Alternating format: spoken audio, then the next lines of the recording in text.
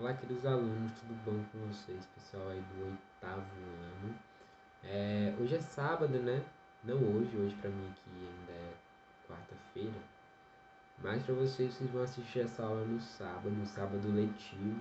Então hoje nosso horário é de sempre é na quarta-feira, mas hoje o nosso sábado corresponde à nossa quarta-feira, né? O sábado letivo. No sábado letivo eu não quero ocupar muito vocês num dia que seria de descanso, né? A gente vai fazer da nossa aula de hoje uma aula de correção. Então, na última aula, na aula da semana passada, que foi ao vivo, que quem estava lá ao vivo comigo vai ganhar um pontinho extra, a gente passou uma atividade, né? Uma atividade sobre o segundo conteúdo do mês, que seria também ainda relacionado à literatura de cordel, só que um pouco mais aprofundado no estilo poético do cordel, né? Então, na aula de hoje, a gente vai para essa correção e vai ser somente isso. A gente vai corrigir a atividade e estamos livres aí para continuar no final de semana. E voltamos a nos encontrar na quarta-feira, né, com uma revisão aí do nosso conteúdo, já se preparando aí para as avaliações. Então vamos lá para o slide para a nossa correção da atividade. Então, pessoal, está aí a nossa atividade número 2, né? A segunda atividade passada no mês. E como eu falei para vocês, ainda é sobre literatura de cordel, só que focada aí em alguns artifícios do cordel, como a organização poética, como o recurso da estilogravura, que a gente também viu na aula ao vivo da semana passada. Então vamos lá, a primeira questão dizia: início da produção de literatura de cordel, quantos versos haviam por estrofe? Então essa é uma questão que a gente viu muito, a gente entendeu que a literatura de cordel ela aceita, né? Na verdade ela é mais popular que ela seja hoje em dia, entre 6, 8 e 10 versos, né? Tem essas três opções para se compor um cordel, para se escrever um cordel. Pode ser com 6, com 8 ou com 10.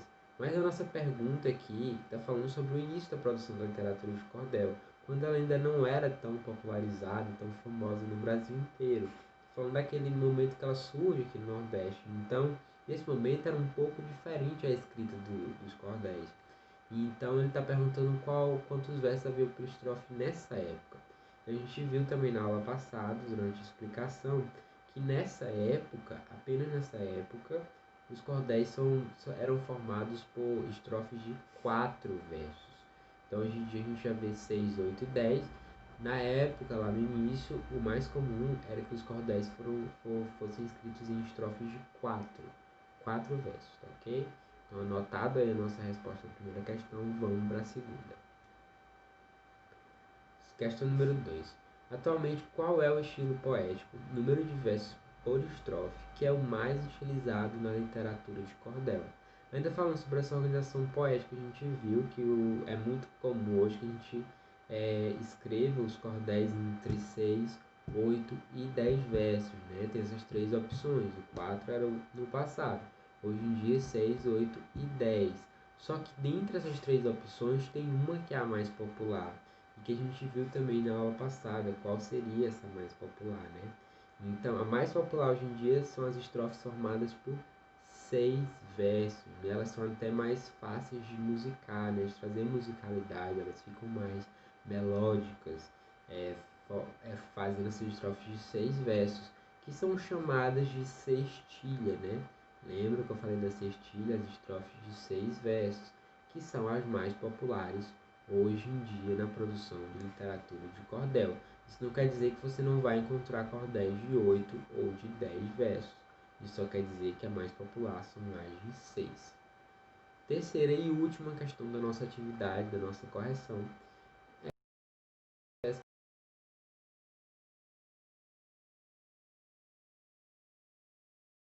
Para se explicar o processo para se criar a xilogravura. Para isso, eu já estou aqui com o slide da aula passada. A xilogravura tem uma explicação um pouco mais extensa, né? Um processo é, um pouco mais demorado, um pouco mais específico, né? Como eu falei para vocês, a xilogravura ela tem a função de ilustrar o cordel, né? Trazer uma ilustração daquela história contada nos versos do cordel. Então temos aí que é uma técnica de gravura na qual se utiliza madeira como matriz. e possibilita a reprodução da imagem gravada sobre papel ou outro suporte adequado, né? A gente usa a madeira, como a gente viu na aula passada.